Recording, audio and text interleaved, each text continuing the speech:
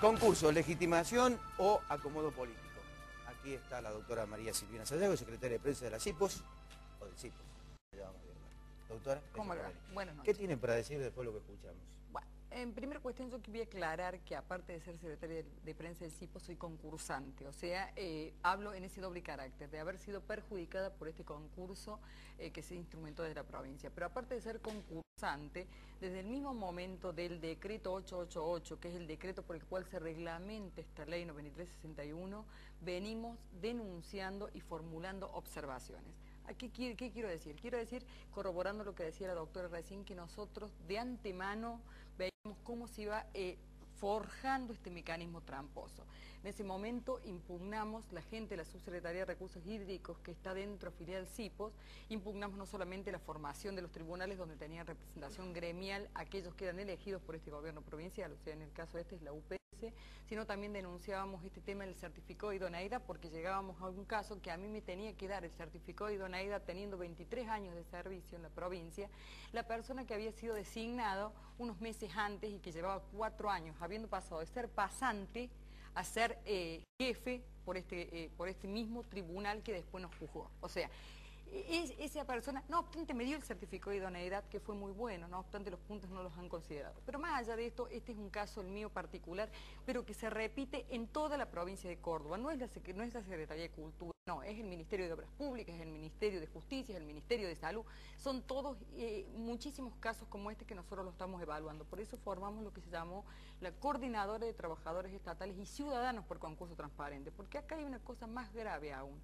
Aparte de los trabajadores que estamos en el Estado, que hemos tenido que padecer este proceso, lo padecen los ciudadanos que ni siquiera han salido en las órdenes de mérito. O sea, el ciudadano común, que no tiene posibilidad de conocer quién es el que los juzgó, directamente ni siquiera han aparecido en la orden de mérito y esas denuncias se han acercado a nuestro sindicato.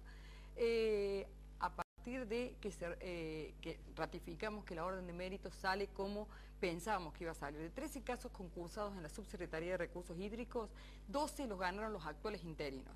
En algunos casos van a decir, bueno, pero son de la planta, muchos son de la planta permanente, pero precisamente fueron designados por el dedo, o sea, y ahí me pregunto, está bien, son de la planta permanente, pero yo también soy de la planta permanente. O sea, evidentemente las personas que fueron designadas de la planta permanente fueron porque tenían alguna afinidad con quien después los evaluó. A partir de ahí, nosotros una vez que salió... ¿Quién los evaluó? El mismo tribunal que los había designado unos meses antes. O sea, nosotros convengamos que en el caso nuestro el ingeniero Luis Alamone y el doctor Sarabia, vocal del ARCEP, fueron quien nos evaluaron en el tribunal. El ingeniero Luis Alamone fue quien propició la designación. Pero más allá de eso, con posterioridad a la orden de mérito, nosotros volvemos no solamente a formular observaciones, sino impugnar. ¿Por qué? Hacemos todo junto para que no se nos venzan los plazos. En esa formulación de observaciones nosotros pedimos que se nos muestre precisamente lo que decía la doctora recién.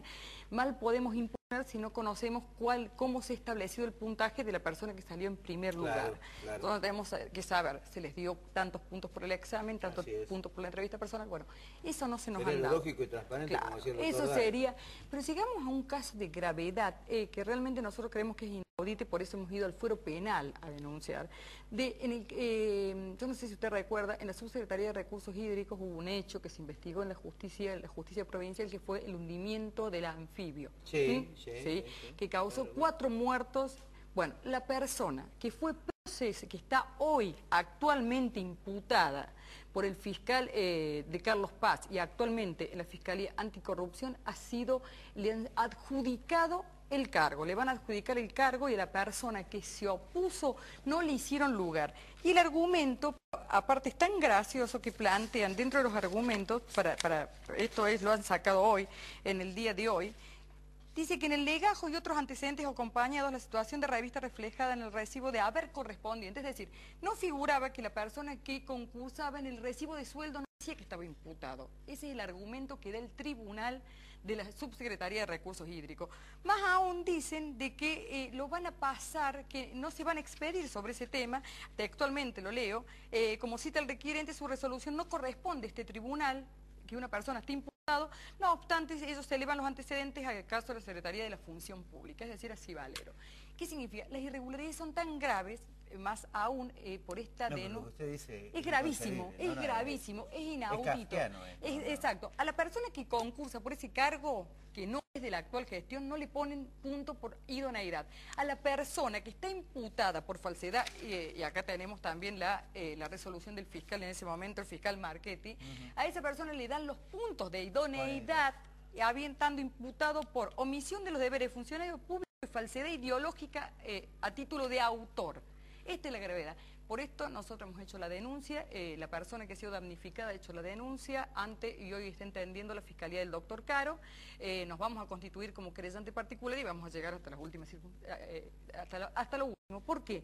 Porque nosotros decimos, si estamos hablando de un Estado serio, donde se deben fijar políticas de Estado, estamos hablando de recurso hídrico. Esta persona que ha ganado maneja todos los embalses de la provincia de Córdoba y se han reído, por eso cuando digo esto es mucho más que cultura, es mucho más que recursos hídricos, es mucho más que obras públicas, es mucho más que arquitectura.